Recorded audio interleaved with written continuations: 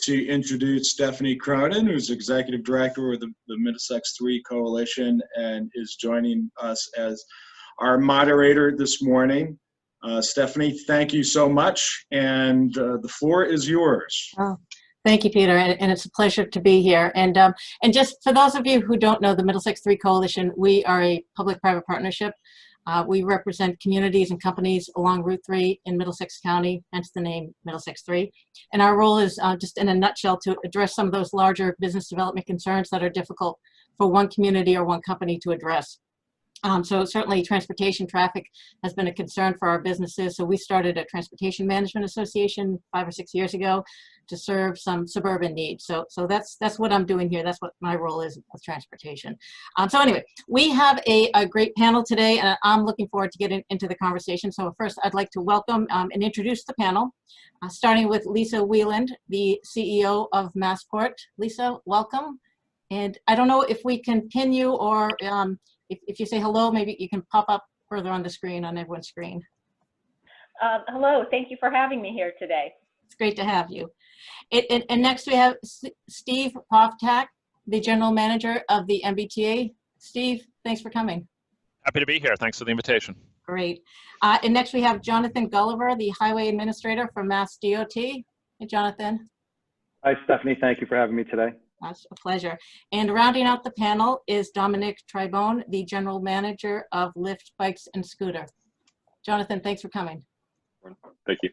So welcome to the panel, and thank you. And I think we'll start off the conversation with, we have a few slides and some data points and key metrics to kind of set the stage on what's happening now with our transportation network. So we have some very brief presentations from the MBTA, Massport, Mass DOT, and Lyft Bikes and Scooters. So I think we'll start with you, Steve.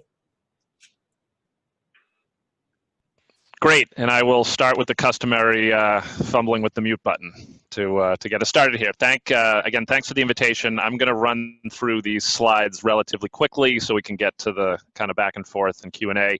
But I did want to sort of give people an update on what has happened to the MBTA during this pandemic. And you can see from this chart that we have, that obviously ridership dropped precipitously in March as we kind of went through that escalation of events, the declaration of the emergency order, the closures of various businesses. I think the one thing to take a look on the left side of this slide is what dropped first, and then what dropped last, and what dropped least. And what you see is the yellow line is bus. The blue line is, unsurprisingly, the blue line, and the dotted line is the ride. Those services were the last to drop, and they didn't drop quite. They didn't drop quite as much.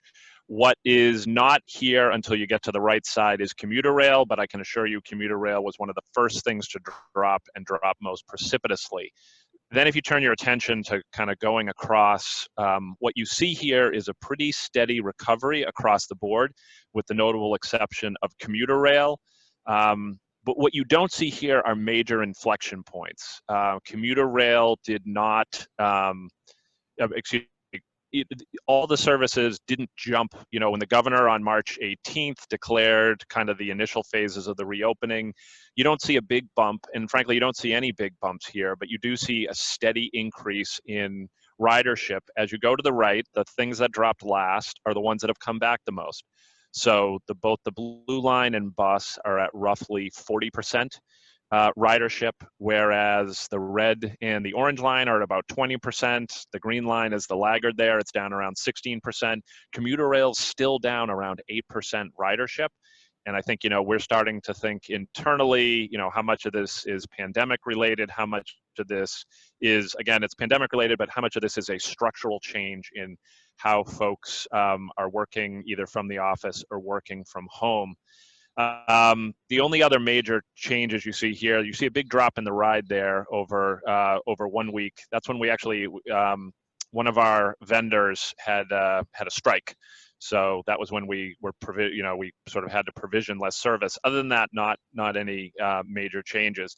The one thing that is, I think, useful to talk about, and just from a social science perspective, I want to be clear here. The y-axis is wildly different on these two charts, okay? So just be aware, the y-axis talks about roughly, 30,000, goes up to 32,000, and the one on the left goes up to 4,000, and the one on the right. So there's much lower ridership, obviously, now than there was in calendar year 2019. But I blew up the one on the right to give you an idea how the peak has changed on the MBTA. We used to have a peak at 8 a.m. and 5 p.m., and you see that very clearly on the left. Now on the right, what you see is kind of how it is currently distributed. There's not one dramatic peak. You see an extended peak that, again, lasts from roughly 5:30 a.m. to 8 a.m. and then same pattern in the afternoon. So what we think is happening there is that you have essential employees going to jobs that don't operate on a typical 9 to 5 schedule. You've got healthcare facilities typically where shifts start at 7 a.m. or any facilities that support that. You're also seeing that ridership in kind of the old off-peak ridership used to drop precipitously. We've actually got pretty strong ridership, again, at much lower levels across the entire day. So, it's causing us to think differently about how we provision service. We go to the next slide. The last two things I wanted to talk about are, we have done a ton of work here at the T in terms of beefing up our cleaning and decontamination. We've made major strides in protecting our employees through both temperature checks and COVID-19 checks. And we put in place crowding thresholds that are significantly lower than they used to be. And we track those every day to try to understand where crowding is occurring across the system. All told, we're spending about $750,000 per week more on cleaning and personal protective equipment than we did last year. So it's a real significant investment by the MBTA. And it's, I think we've had very good luck in terms of keeping both our workforce and our riders protected. The last thing I wanted to talk about on the next slide, I was told to end on an optimistic note, and I shall.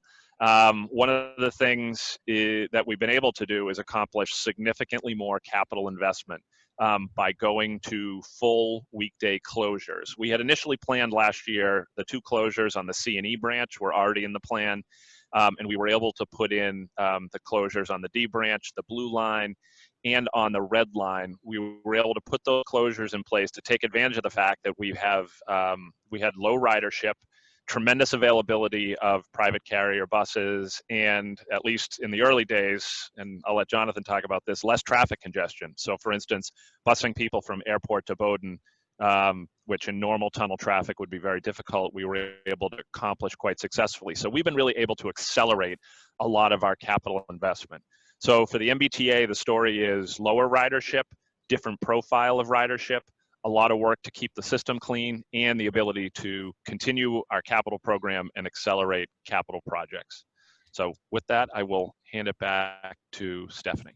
So thank you for talking about the cleaning and the projects, and I think we're going to get into a lot more of that later on in the discussion as well too. But I'm going to hand it over to Lisa now. I know you have a number of slides as well. Great, thank you, Stephanie. Like Steve, I'm going to give a context for where we stand with both our aviation and maritime businesses since COVID.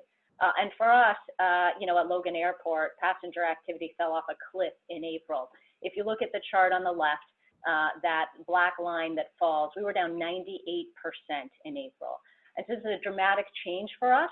Last year we did 42.5 million passengers. We were on track in 2020 to do 45 million.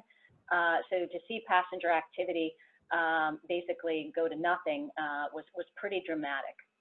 Just to give some context for what that means, typically we'd have about 65,000 passengers at this time period going through the TSA checkpoints. In April, we had less than 1,000.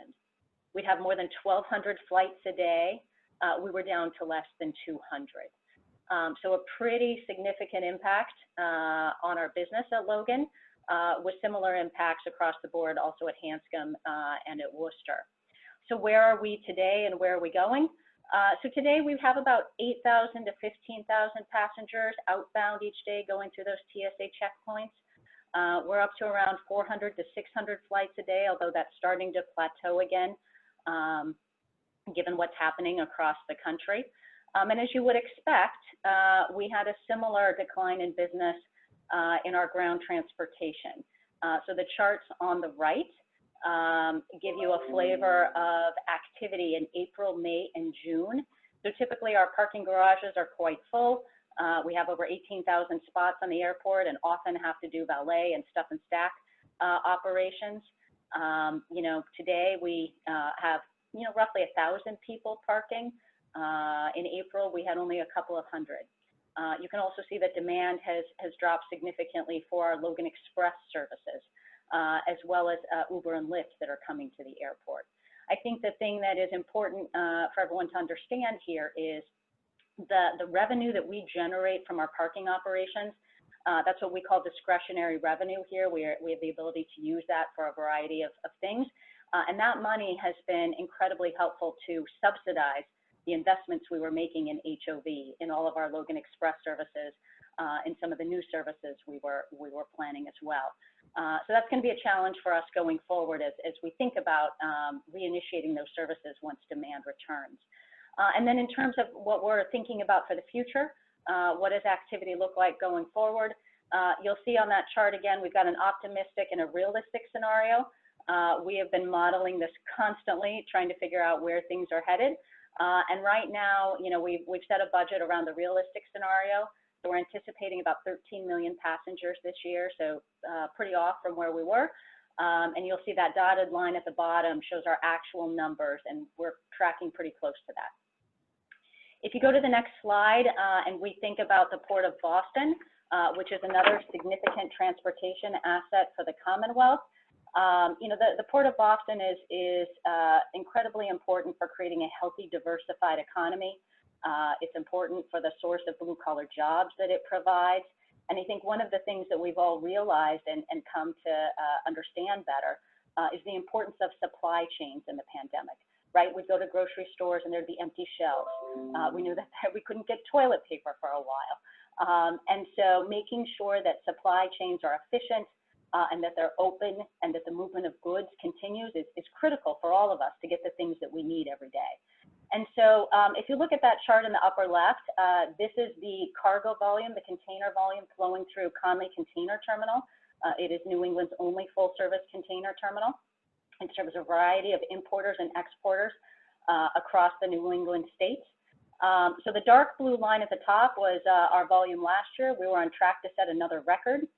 And then the lighter blue line, you can see it starts to fall in January, and that's because we get a lot of our stuff from China, and the ports in China shut down, the manufacturing facilities shut down, so pretty much cargo stopped moving for quite a period of time there. But what I would say from a positive standpoint is it's rebounded. In July, we just got our July numbers finalized, and we were actually up 3% over last year. So we've seen a stabilization in what's happening in the cargo market. And that's important, right? Because again, this is how we get the things we use every day. I know a lot of people went out and bought new desks to support their work from home. Well, furniture is a big import into the Port of Boston. Jordan's, Bob's Furniture. We also import a lot of wine and spirits from North Europe. So it's important that cargo continues to flow. It's important that these items can move. Many of them move from Conley via truck. And so making sure that truck access in and around the city and the region is maintained to ensure we get what we need every day. Thank you, Lisa. And you've packed a lot into those two slides. So I look forward to unpacking a lot more as we talk through the panel discussion. I'm going to turn it over to Jonathan right now with Mass DOT to talk a little bit about the highways. All right, thank you. So one of the big things is we have a huge capital program, $1 billion capital program per year, about 400 different projects. And this was one of the early things that we really tackled when the pandemic hit. So I just wanted to spend a moment talking about it because it's turned into a really big success for us. And I should point out, we worked really closely with staff on over at Massport and at the MBTA, as well as some other partner agencies to come out with these rules that you see here. These are really good common sense rules. We partnered with industry on them. Again, if you look at what some other states did, a number of states shut down their construction programs. And that was something we were strongly opposed to, because we really felt that based on CDC guidance, based on OSHA guidance and others, that we could conduct construction in a very safe way without having any major impacts. And that really proved to be true. We tracked construction very closely, again, with these, a lot of these, which are now really common sense protections put into place. We only had at its peak maybe about 10% to 15% of our projects with any sort of impacts. And when I say impacts, I'm not talking sick workers. I'm talking situations where contractors were having trouble getting goods, materials, maybe some sort of shutdown with one of their subs, that sort of thing. So the construction program remained alive and well during even the early days of the pandemic, and really led to us capitalizing on some things, as you can see on the next slide. We were able to really accelerate a lot of our projects. We did whatever we could to capitalize on the opportunity of having low volumes of traffic, which I'll get into in a minute. And across the state, really every corner of the state that we could, we adjusted schedules on our jobs. So most work that MassDOT does, it happens overnight. We do some during the day as well, but the vast majority of our volume of work happens at night. And you suffer a little bit on productivity side when you work at night. Just because you're working under lights, it's a little bit less efficient. So by us moving things during the daytime and really doing things that we never thought of doing before because of traffic volumes, for example, taking a lane out of service on 93 for a month during daytime hours, which was just unheard of up until March and April, that saved us several months on a particular ramp project that we were doing. So it really, really helped us out quite a bit. If there's a silver lining in all this, we were able to accelerate a lot of construction work without disrupting too many people. So on the next slide, you'll see traffic volumes similar to what we've been experiencing on the other modes of transportation. We also experienced here on highways. And in fact, you know, Massachusetts, as I think everyone knows on this forum, has been labeled the most congested state in the nation for several years in a row now. And as an aside, I'm a glass half full kind of guy. I like to think it just means we have the most popular transportation network in the United States. But nonetheless, it was a very stark difference almost overnight when the stay-at-home order hit. And this has been something that we've been tracking very, very closely, because the reactions of traffic and congestion really has been a strong indicator of how well the various guidance and orders that the governor's been putting into place have had on people's behavior. To see how people have been moving throughout the state has been a really important metric that we use on a daily basis. So we continue to track traffic data very, very closely throughout this whole thing, and we continue to do so.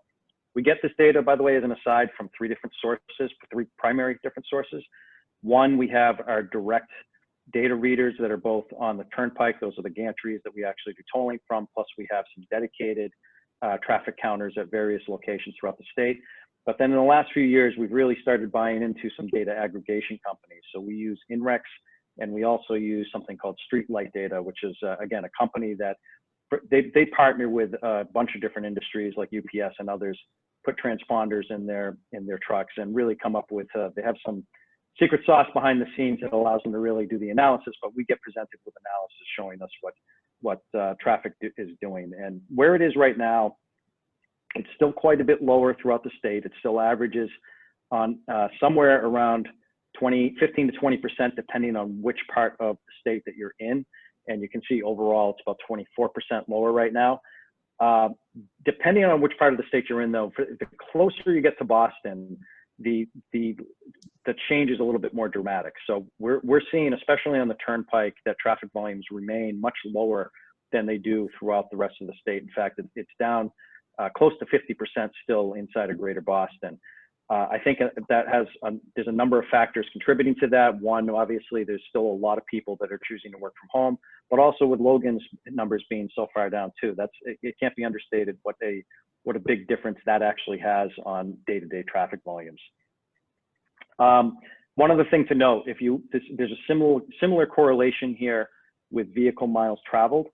But one thing that we've been seeing is that and I'm sure many of you have noticed this too, that local traffic volumes have actually recovered quite a bit. In some places, they're actually close to where they were pre-COVID-19. And what we're seeing is that although overall travel is down, it's down more on the highways. And people tend to be doing these local trips more. And in fact, we think that's contributing in part to what Steve mentioned earlier about there being a much flatter, no notable peak on a lot of our roadways anymore. You still see a little bit of a bump during typical travel times, typical peak times, but overall it's really flattened out throughout the day. And we're seeing that vehicle miles traveled is really an average throughout the whole day that people are just kind of doing, again, those local trips. So next slide, please. One of the things that we have really been looking to do, we released a grant program this past month that focuses on helping cities and towns develop spaces that are going to be safer for their community. So this is similar to what we've done with a couple of other grant programs in the last year, but it's really focused on helping communities with COVID-19 impacts. So doing things like working with them to develop small projects to allow biking and mode shift near their schools, or do things that or provide stimulus to the restaurants that need it most right now by providing them a means to work with them and expand sidewalks and parking areas or convert parking areas to seating and that sort of thing. It's really been working well. This is a partnership with the Bar Foundation, who's providing a lot of technical support. And then we in turn work with our own engineering staff to provide that expertise to these cities and towns who are looking at these projects to really, again, develop safer spaces that they're going to be able to use for the future, hopefully for whatever length of time COVID-19 goes on, but again, something that's going to provide them some utility long term. And oh, I'm sorry, go ahead. No, I thought you were finished. You continue. I'm wrapped up. Go ahead. Okay, then I'll take it over. But I was going to say, we've been hearing some great feedback on the shared streets program from the municipalities. So I give you a lot of credit for that. And I'd like to go back to the projects later on in the discussion as well, too. But let's bring in Dominic from Lyft Bikes and Scooters to talk a little bit about what's going on that area as well. Yeah, thank you. Hi, everyone. My name is Dominic. I'm the general manager for Lyft Bikes and Scooters for the Boston market and a few other markets. If you are used to seeing Lyft as a little pink glowing bulb in the front of a car, we are also a bike and scooter operator. We operate the Blue Bikes bike share system on behalf of the now 10 municipalities that participate in it. We also operate several other bike share systems across the country, City Bike in New York, and many of the other large ones. And we operate a scooter system in a couple different major metros as well. So that's what I'll be talking about, getting to the sort of active and outdoor transportation side of things. This is a similar graph to what everyone else has showed here. You see a big dip in April when the pandemic was really very new, and then we've seen recovery, which is the red line, 2020, getting close. We're now down about 18% relative to where we were in 2019. The caveat there is that we have a larger system than we did in 2019. So we've got about 50 more stations than we did. So we actually expected this year to be up about 20% over where we were. So being down is only 18%.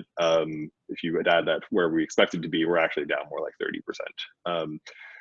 That similar to the MBTA as well, we've seen a sort of and highway, we've seen a flattening of the peaks. We used to have a pretty clear morning and evening peak, and now we have a slight bump in the morning and then increasing ridership over the day, peaking around 6 p.m. And one thing that we are seeing is a lot of people taking rides who are not members of the system. We're seeing an increase. I think at the height of the pandemic, we were seeing maybe 30% of our rides be casual rides, people who just are taking a bike out. And we saw our average trip duration go from we prior to the pandemic, our average trip duration was about 12 minutes, and at one point the peak was around 32 minutes. So people taking bikes out just for rides along the river, rides on bike paths throughout the community, which was a very good way for people to sort of experience the outdoors, get a little exercise, and still remain socially distant. And then we also had a ride a program. The cities were providing free memberships for essential workers. They're still providing this if you live in any of the Blue Bikes communities. And so we did see, an increase. The busiest station in the system used to be outside of MIT, right in front of 77 Mass Ave. It is now and remains Charles MGH, which is both along the river and next to MGH. And we see a lot of utilization of that station at the hospital shift change times. I happen to live near Boston Medical Center, and we see the same thing around Boston Medical. Blue Bikes is expanding. We're continuing to expand. 5 new communities that are joining Blue Bikes and adding stations. Those are Newton, Watertown, Arlington, Chelsea, and Revere. And in addition, Boston and Cambridge are also adding stations to more neighborhoods in those areas. So the cities are very, interested in increasing biking as a transportation option for people. And I think with the program that Jonathan just outlined, that Massport has, we're seeing a lot more interest in safe biking routes and safe spaces where people can, use a socially distant form of transportation while, getting to where they're going safely and making them more comfortable. Thank you. This is a lot of great information. And Pete, I don't know if this is going to be available afterwards, but I think there's still a lot that people can come back to, and that would be great. Okay, wonderful. Well, thank you all for setting the scene and all the information. And we have a lot of questions. Probably won't get to all of it, but we're certainly going to try. I don't know if we're going to take down the presentation, but I'll let you guys do that. But what I'd like to do is have a casual conversation among the panel. So I'll ask the panel to please feel free to add to the discussion whenever you wish. So let's start with a conversation more on the current pandemic impacts. And Jonathan, I know you talked a bit about the projects that are currently happening at Mass Highway. But can we talk a little bit more about some of the short-term planning and some of your future projects and how the pandemic's going to impact your short-term planning? Sure. So, I mean, one of the things that we've been looking to do is for starters, we have a 5-year capital plan. So we actually do plan out all of our projects pretty far in advance. But this is one of the things that we're really looking to do more for next year than this year, because we just finished our capital cycle, is to really readjust to what we have to do for various projects in the new COVID-19 world. And that includes a number of things. There's both a refocus on mode shift, so looking to see where we can capitalize various projects. And although we have a very good healthy transportation policy, really continuing to see where we have opportunities to include things like bike lanes and more pedestrian access, especially around those areas that we know can benefit from them, like schools and vulnerable areas. And as far as the other thing that we're going to have to really look at, and it's, I think the $1 million question for everybody still is, when are we going to start seeing a return to regular traffic volumes, or regular volumes of all modes, really? And because in part that is going to affect our long-term outlook on what kind of budget we're going to have into the future. Obviously, we rely heavily on what the feds provide us, but also on gas tax revenue and also on revenue from tolling operations. So that's something we're keeping a close eye on. And it's, again, not something that we have a great handle on yet, because I think, again, nobody is really sure how long this is going to last and when we're going to see a return to normalcy again. Great. And Lisa, I don't know if you want to add to that, but I'd also like to know what you think in terms of how the pandemic has impacted your capital program, and what investments are you making for the future? Sure. So, when the pandemic hit, we had a pretty large capital program before us. Like Jonathan, ours is a 5-year plan. But because of the financial situation we found ourselves in, we needed to cut $1 billion out of that program. And so we thought about it in a couple of ways. We prioritized strategic projects, and we prioritized projects that we could accelerate and made a lot of sense to get done right now when activity is slower. And so in terms of the projects that we immediately funded or tried to accelerate, we've got a runway safety and improvement project that's going on right now, where we had to shut down the runway for 60 days. We had a similar project a few years ago. Anyone who travels probably remembers how painful that was. So now is an opportune time to get that project done. And we were aided with that financially with some assistance from the FAA. And then the other project that is notable is we are reconfiguring many of the roadways around Logan Airport. And so we have been able to kind of push those ahead and been able to advance them in a different way now that we have minimal traffic flowing through our terminals. On the strategic side, we really tried to think about what projects are going to be critical to enable the Commonwealth to emerge economically when everyone starts to recover. And so 3 projects that I would highlight there. So one is the expansion of Terminal E, our international terminal at Logan. Prior to the pandemic, we had plans to add 7 new gates.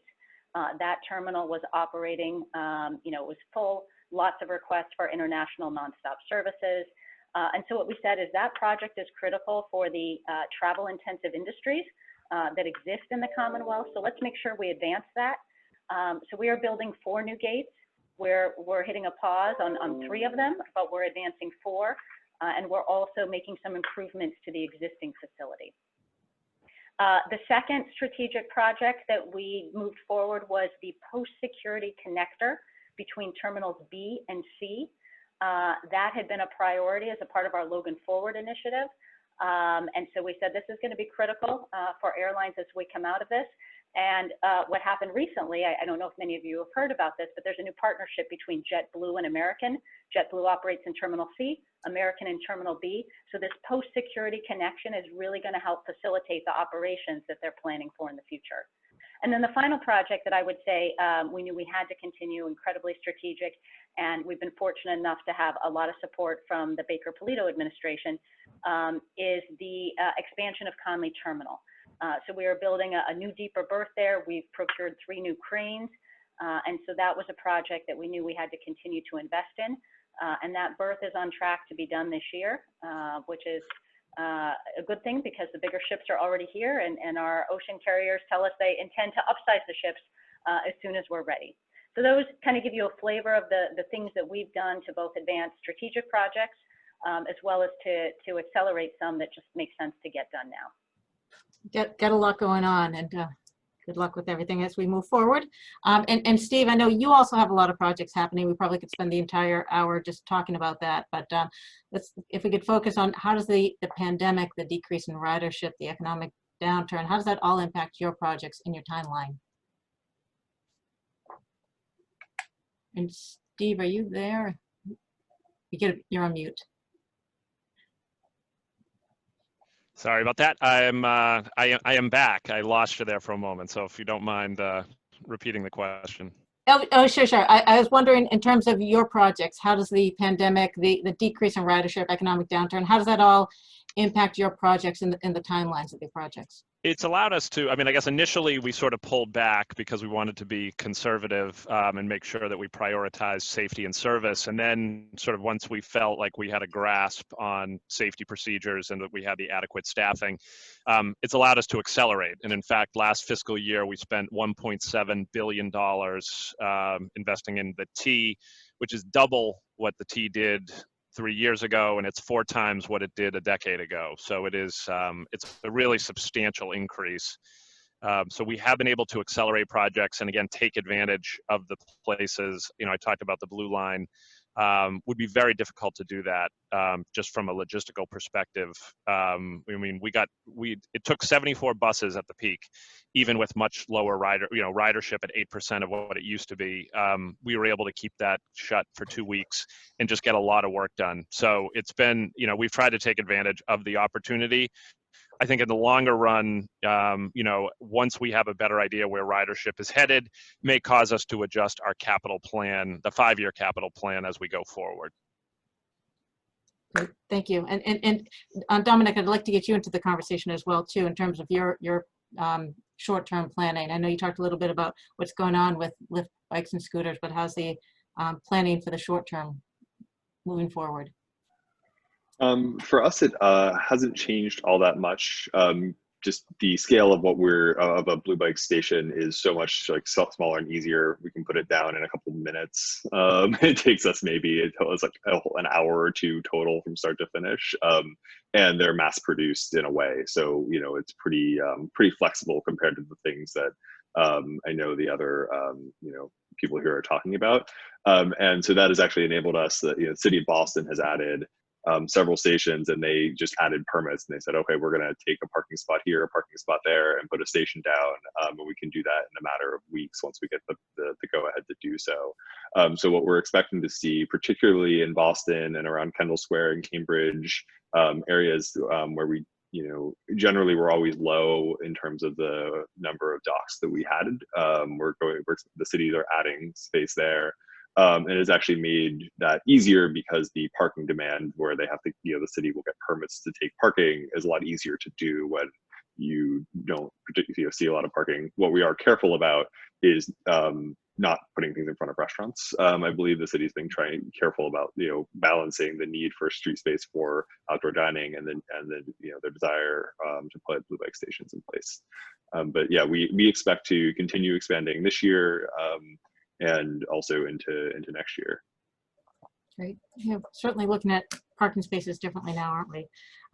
So thank you. I want to talk a little bit about the future and kind of looking ahead. And I think we touched upon this before. But Steve, I'm going to start with you, if I could, in terms of transportation, and just we talked about putting a positive spin as well too. And in what ways are we going to be coming out in a better position, and what great projects, initiatives are and will happen as we improve our network? Is a little bit more detail we can talk about with that? Sure. I mean, I think from a capital perspective, we're going to continue to move forward on our major initiatives. First of all, there's the kind of the modernization of the system. We're going to continue to invest in that. The governor has an $8 billion plan over the next 5 years, and that will continue.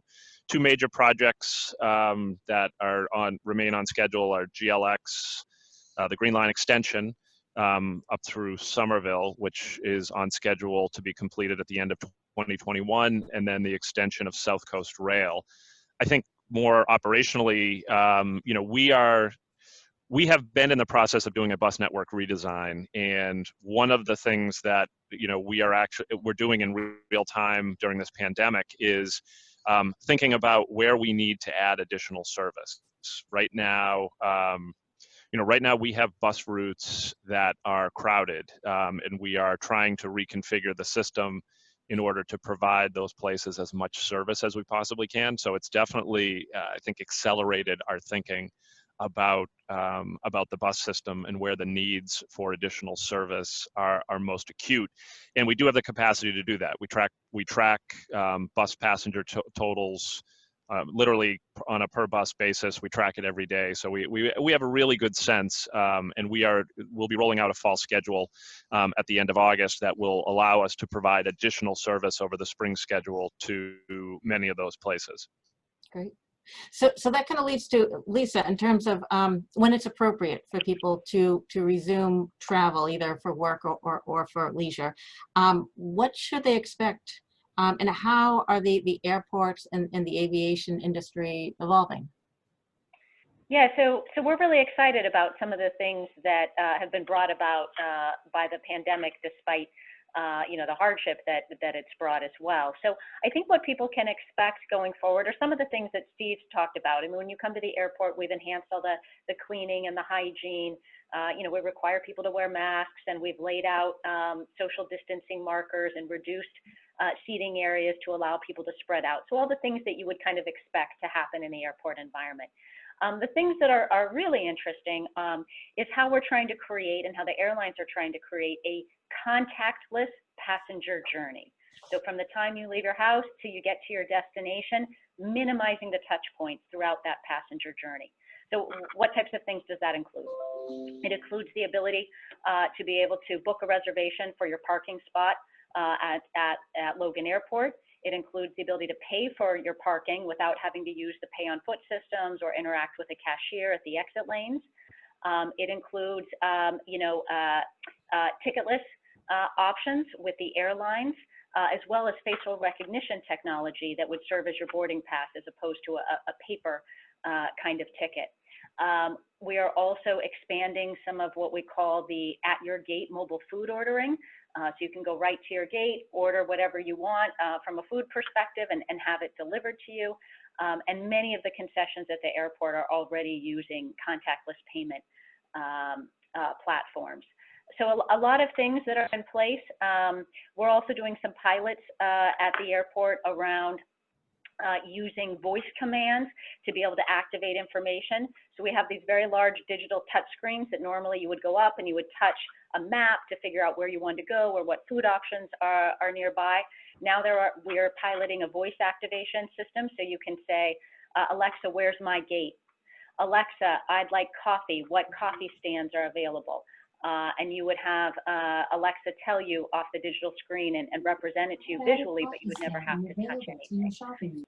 And we've also created opportunities for virtual public service representatives to interact with you. If you do have specific questions about transportation or your flights, you can interact digitally with some of the PSRs who serve you in the airport. So those are some of the things that I think people can expect when it's time for them to travel again. So you just activated my Alexa when you were talking as well too, but that sounds exciting. I'm looking forward to that day, and I joke too, Jonathan. I'm looking forward to the day when we're complaining about traffic as well too. But maybe I shouldn't joke about that. But Jonathan, I'd like to bring you into the conversation as well too. And you talked a little bit about we don't know the future, but I'm going to ask if you could try to tell us the future. It just in terms of where you're sitting. Obviously, we don't know, but we like to see predictions as well, and just if different people's point of views. So in terms of more people not taking public transportation or carpooling, the impact, well, we talked about the impact that this has on the highway, but just in terms of any changes in September, where do you think that'll have an impact where more people may be going back to school or to work, or what do you think in terms of the future? So that's a tricky one to answer as far as how, without knowing exactly what we're going to do in all the schools yet. And I know there's a lot of different options that are being floated out there right now, and some school districts have actually already made decisions, but that's going to have a huge impact. If schools are going to remote only, our expectation is that you're going to see a lot more people off the roads than on the roads. You're going to have parents that have to stay home with their kids to tend to their schooling. And that really is going to be one of those things that for the future even, I think is something that we're going to have to really keep a close eye on as to what kind of an impact that remote work has. I'm a believer that at this stage, because there's been so much investment by many businesses to making remote work work for people, and seeing so many different companies hitting their metrics despite the fact that people are working out of the office, I think that's going to have a long-term impact. That investment is not something that a lot of places are just going to walk away from. And frankly, for us, where we already had the congested roads to begin with, we don't want them to. This is one of the big messages that we had when we were pushing out mitigation methods for congestion, was to really have companies adopt remote work opportunities for their employees. And this, if there's a silver lining here in COVID-19, it's forced a lot of companies to do exactly that. And that I think is going to be something that even when, let's say we had a magic wand and there's a vaccine next week, and then everybody is safe going forward. As great as that would be, it's also unlikely, but still, for discussion purposes, let's assume that happens. I think you're going to continue to see that traffic volumes are going to stay low for quite some time. And in fact, if you look at our numbers closely, you'll see that there was a steady increase after phase 2 hit. So there was about a 5% per week. When we hit phase 3, it really, by that point, had already flattened out quite a bit. And we've been at this like 1% slope, really flat for a period now of several weeks. And I think that's going to be the peak for quite some time. And I think you might see some changes come September, but I'm not expecting a lot. If anything, I think it might be another drop. You might see fewer people on the road, because I think anybody who can work remote is going to continue to do so. And anybody who has to be in the office is already in the office at this stage. I know we've talked a lot with our various consultants, especially on forecasting tolling revenue. And there's been a lot of discussions about what would happen with with folks on the commuter rail if all people on the commuter rail decided to start driving in every day. I think that a lot of those, and the reason that that's one of those easy ones is that there's, Steve certainly knows the numbers better than I do, but many of the people that take commuter rail already have cars to begin with. They drive to the stations, they park there, and then they take the train in. And so that's obviously would be, if all of those people jumped on the roadway, I think a huge issue for us as far as congestion in the future goes. But I don't think that's going to happen. I think again, any of those people that could have done that or had to do that are already doing it, and those who have other opportunities are taking them. One of the things, though, I will say, Stephanie, that we are continuing to keep a very, very close eye on is our highway safety. And when I say highway safety, I'm talking all modes, I'm talking all roadways, not just state highways, but local roadways as well.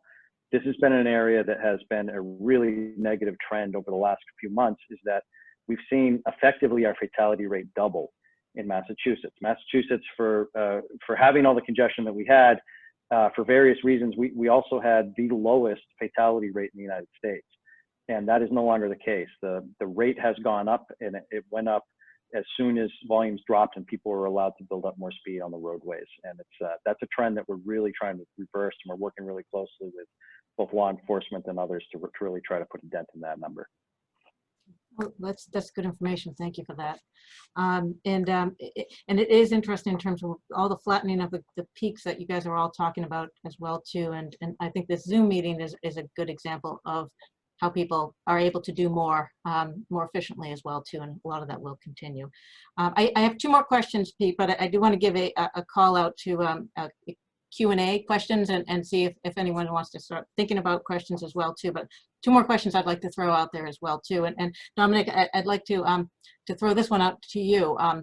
And this one could be wishful thinking on my part, since I do represent the suburbs. But there's discussion about businesses moving to the suburbs. And I'll throw it out to you, and Pete, maybe you might want to jump in there as well too. But is it too early for businesses to start thinking about relocating to the suburbs? And do you see different responses or activities with the suburbs versus the cities regarding the bikes? In terms of ridership on bikes, it's so early for us. Like, we just started our expansion into Watertown last week, so I don't have great data for you on that. But I do think you are seeing, investment in the infrastructure that might allow safe bike commuting, and potentially kind of a lower traffic impact if that was to be the case, right? Watertown has a greenway that extends along Arsenal Street that they, I believe, are planning to extend, and also connect with some of the trails in Boston. The Minuteman Commuter Bikeway is one of the best bike paths in the Boston region, and it goes all the way up into Bedford and connects, with the Green Line Extension Trail, will get you all the way into downtown Boston. And certainly all of the cities and towns along it that are members of Blue Bikes are planning stations, repeated, like down those trails. So I think that it is, I don't have data here, but I'm optimistic that if businesses were to expand to the suburbs, and they were, particularly the inner suburbs, like particularly thinking Watertown in terms of the lab development. I know Hunter, we actually work with Alexandria, the company that Hunter is a part of, to site stations. They've been a great supporter of Blue Bikes, and we're looking at a station at one of their properties in Watertown. And so if we have that sort of partnership going forward, I could see that being one of the alternative options for people who are reverse commuting into these areas, particularly the areas that are the more inner suburbs, where you have denser communities that are pretty good for biking. Great. I'll weigh in as you suggested, Stephanie. I think, as Jonathan said, remote work to some extent post-pandemic is going to be with us forever. It's a crisis situation. It was put into wide use. It's with us forever, and there's going to be a certain percentage of workers that will be off the streets and working from home on a long-term basis, and that's going to certainly impact the commercial real estate space to some degree, and the transportation network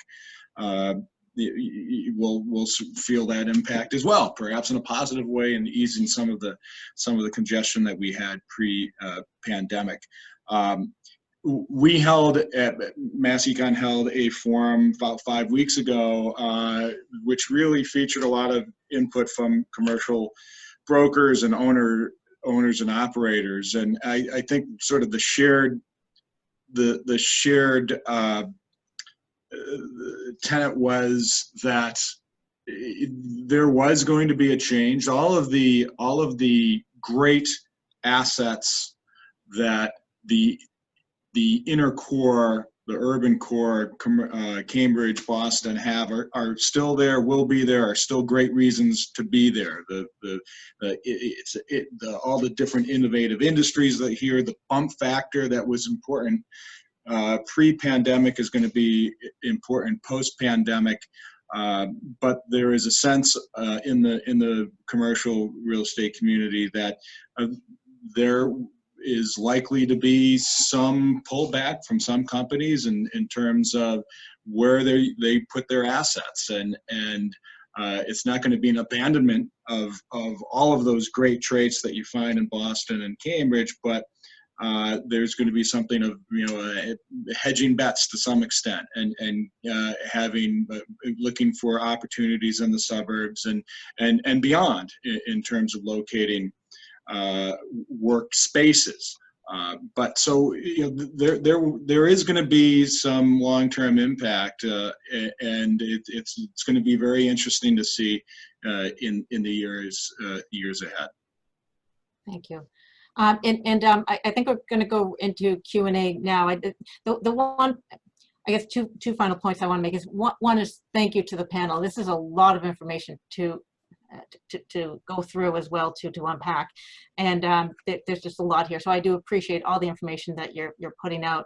One thought that I had, I'll just put it more as a statement in terms of just returning to work and the confidence that people need in order to make certain that they're comfortable with going to public transportation. So Steve, I thank you for that information that you had at the beginning as well too, and Lisa, the information for travel. I think that there is a comfort factor that we all need to just get behind and get comfortable with as well too, as we return to normal. So a lot of information. Thank you. Pete, how do you want to handle the questions? Yeah, why don't I get it started here? So there are two options for those attendees. You can use the chat room to type in a question, and we'll try to get to all of those. Or you can use the raise your hand function on your Zoom dashboard, and if that isn't working for any reason, use the little reactions button and put whatever reaction up there, and we'll try to get you accordingly. We'll start with the first question that is in the chat room. This is from Alan. First question is, and it's pertaining to really what we just spoke about, are there any plans to improve public transit between suburban locations? There's no viable public transit, for example, between Westboro, Waltham, and Burlington. And just to add, those are very important, significant hubs of business activity that we see a lot of new construction, a lot of new industries in those three communities. You have one on 495, two on 128. So I'll throw that out perhaps to Steve, to Jonathan to handle that question, and Dominic. Let's start with Steve. Sure. From a public transit perspective, I think the places where we are potentially adjusting service, obviously the two expansion projects which have been in the works. We have an active discussion about restructuring the bus system. But that is likely to focus on places where we have highest demand. And right now, the places we have highest demand would not include those places. I think you have two issues. One is, what is the overall demand for service? And then what's the right business model to serve that demand? The T, for better or for worse, we run 40-foot and 60-foot buses. Typically in less dense locations with lower demand, that's not the right business model to serve it. So I think that's the only other place that touches the suburbs where we are thinking is sort of what should the future of the commuter rail system be, and could you make the commuter rail system a more viable kind of point-to-point mechanism to get people not necessarily traveling all the way in and out of the hub in Boston, but traveling along the line. So I think that's an active discussion. But again, you're fixed. You have that fixed footprint of the commuter rail as opposed to some of these other new places that are developing that you mentioned. To Jonathan on that point, do you see, crunch points in the suburbs, whether 128, 495 belt, that are issues you have already identified that need to be resolved in terms of affecting allowing people to get around easier in the belt and the outer belt? So yeah, one of the things that we added, we have a pretty robust design process. So when a project comes in from a community for development, whether it's a town funded design or if it's something that we're funding, the design process, we started incorporating a few years ago a process where we really look closely at what you have for transit opportunities for improvement. So in cases where we're working within the MBTA service area or in some of the suburbs where they might be served by one of these regional transit authorities, we work with whoever the mass transit provider is to see if there's some opportunities to make sure that we're taking them into account during the design process. And then, if it might be adjusting curbs to allow for a better experience at a bus stop or what have you, we make sure that we try to incorporate those into our designs from the get-go. So that's something that we're continuing to do, and I think is going to really take on a lot more importance especially as I think we will see some mode shift, especially again around those dense areas and yes, in the suburbs as well. And just throwing this at Dominic as well. So we have in the suburbs, we have these incredible bike trails, and they're really more often used for recreational purposes rather than to get to another transit node and to move about. But are you? I know you're starting to get into from the inner suburbs to the outer suburbs to some extent, but do you look at these bikeways around Massachusetts as an opportunity to tie the outer suburbs better to places of where business activity is, with perhaps affecting the commuting experience for those that want to get to the workplace?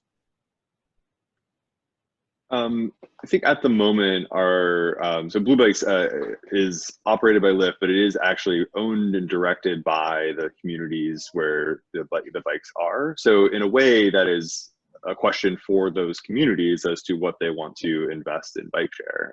So the current expansion into the 5 adjacent municipalities is driven by Watertown and Revere, Arlington, Newton, and Chelsea reaching out saying, we would like to be part of this system, actually getting a MassDOT grant, thank you, Jonathan, to fund some of the capital that it takes to run a bike share system. That said, the thing that makes bike share work is the same thing that makes transit work. It is density. It is having a lot of demand in multiple directions at all points of the day, and it is it's not economically viable for us to have a bike that doesn't get a lot of trips, right? That's just an asset that we have to maintain. It's less of a sensitive asset than a bus, but it's still an asset that we have to maintain in good working order. So it really depends on the density of the locations we're talking about and what do the demand patterns look like. If you're just going to be going to and from an office, you may be better off having your own bike. What makes bike share work is it's part of a mobility as a service suite that is supported by a transit network, that is supported by walkable places. So a bike or a scooter is one mode that you may take, and you may take it both directions, but you have it in your suite of mobility as a service options. Thank you. This next question is probably for Lisa and Steve. So we have seen, and this is actually something also that we picked up at a recent forum that we hosted, employers are increasingly comfortable in terms of the safety provisions they've put in place in the workplace for the return of workers to places of business, in terms of the the staggering, the rotating workers. When the return to work happens, they feel very comfortable in terms of the safety measures they have in place. You both have touched a little bit on your own safety precautions that you've taken. I guess the question is, right now, how comfortable are you telling people to get on the T, get in a plane, and travel? In terms of the concern for those in the employers was, do we have a safe work environment? And one thing they haven't been able to answer for their workers is getting to that door, the entryway to that workplace. Is that safe from the public transportation standpoint? And so that that I'll throw that at both of you. Your level of confidence in the safety measures you've put in place. Lisa, I'll let you. Okay, I'm happy to go first. So, obviously right now with where we are in the trajectory of the pandemic, the type of travel that is supposed to be happening is really only essential travel, right? So what I like to say is, if you have to travel for essential reasons, we believe we've created a safe environment in the airport, and we believe the airlines have created a safe environment for people who must travel. And that includes all of the things that we talked about previously, right? Really enhancing the cleaning and the hygiene protocols that are in place. We've been doing that since February, frankly. And so, we feel like we have that down really well. The airlines are doing the same thing with their planes. Planes probably have never been cleaner than they are right now. And then the things that we've done within the airport to enable people to socially distance, whether it be when they're queuing up for the TSA check lines. We reconfigured the checkpoints to enable people to spread out. We did the same thing in baggage claim, as well as the hold rooms where people wait at the gates. So I think if you absolutely have to travel right now, it is safe to do so. It's not risk-free, of course, but I think between what we're doing and what the airlines are doing, it is safe. Steve. Well, I'll just add to that. That's I second everything Lisa said. We want people to focus on essential travel. If you do need to travel, we believe the MBTA is safe. We've put in, an extensive cleaning regime. We disinfect the buses every night. We disinfect the rail vehicles every night. We're doing, I was out on the system the other day. I had to wait at Sullivan Station up in the busway for a while. And, I watched as a team of 4 cleaners, every bus that pulled in, people got off the bus, the cleaners got on, they wiped down all the touch points. So that's something we're doing, midday cleaning. We're also cleaning the core subway stations, all the touch points every 4 hours. We have a really extensive cleaning regime. And I think, thus far, I think not just the T, but I think public transit in general, as long as folks are, wearing masks, following public health guidelines, thus far, public transit has not been the source of any of these kind of super spreader events. So, as Lisa said, there's no activity that is fully risk-free. But we think we've done, an effort that is on par, better than any other property in the United States in terms of making it a safe environment for our customers. And Pete, if I could just add one more please. thing to that. I think this confidence piece is really important. And I think one of the things that will be critical for people to have confidence again to travel when that time is appropriate is that there's consistency across transportation, particularly airports. Travelers don't want to come to Logan Airport and experience one thing, and I'm not going to pick on JFK, but fly to New York and experience something different. Similarly, they don't want to go to Atlanta and find, well, you know, things are happening different there. Maybe the cleaning protocols are the same. Maybe the mask requirements are the same.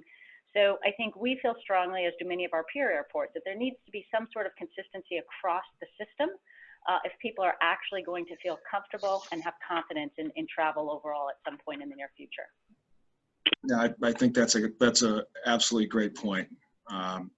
I want to ask again the audience, those especially that I can see, if there are any questions. You can do the simple hand raise and I'll see it. If you don't have your video on, you want to ask a question, now is the time. We are coming up at the close of our time, so we probably have an opportunity for 1 or 2 more questions. And I don't see any hands raised. You've done such an incredible job as a panel that you have anticipated questions and provided answers already. So at this point, I want to thank— Peter, I think you have Annie has her hand raised. Oh, I'm sorry. Yep. Go ahead, Annie. Hi. Thank you so much to all of the panelists. Just sort of piggybacking on what Lisa had mentioned. So obviously everyone in the world has had to think of innovative, creative ways to change their business models. And I was just curious to know if any of you have looked at other states in terms of their transportation systems and their transportation plans or business models, and seen any best practices or any different ways that we could try to mimic what they're doing, or just come up with new projects and plans.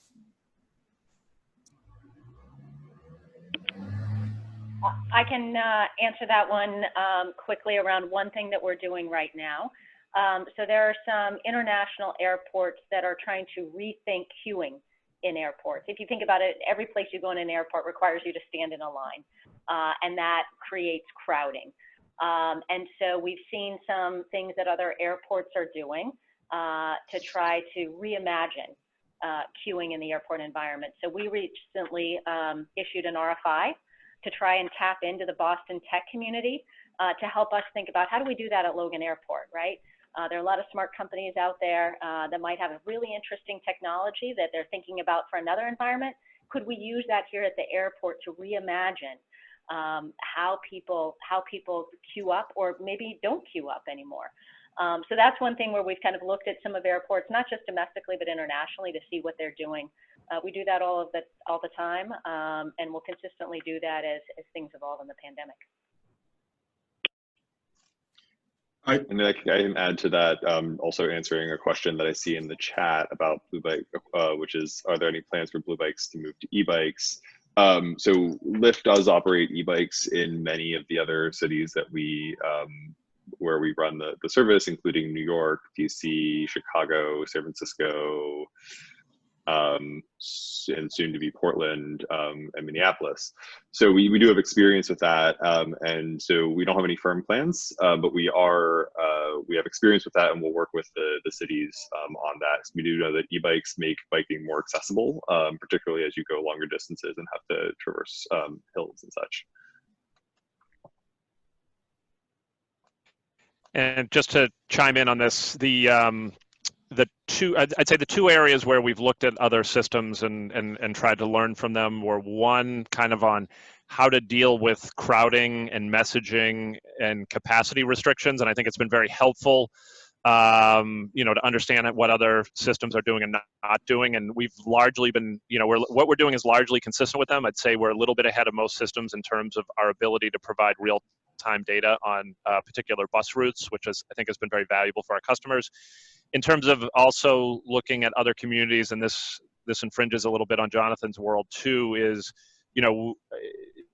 many places are thinking about, like, what's the appropriate balance in a streetscape for pedestrians and transit and bikes and traffic. So we are working with municipal partners now to try to accelerate dedicated bus lanes and related bus infrastructure that'll help us run buses more efficiently. So I'd say those are kind of the two big buckets of activity where we've looked at other systems and learned. Great. Well, listen, thank you all. We're not quite going to dismiss everybody yet. But I do thank Stephanie for her role as moderator. Thank you so much. Great job. We went through the question and answer period, and now I'd like to turn to Michael Scott, co-managing partner with Nutter, for some closing remarks. Mike? Yes, thanks, Pete.